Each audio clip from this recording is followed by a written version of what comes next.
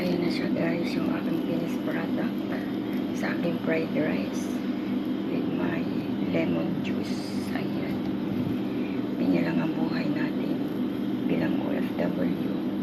Kailangan nating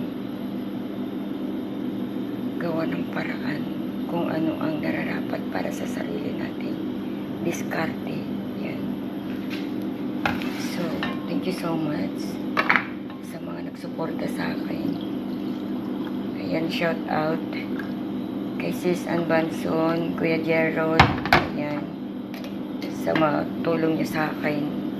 And Tol GMC, thank you sa pag-appreciate mo sa simpleng naibigay ko sa iyo.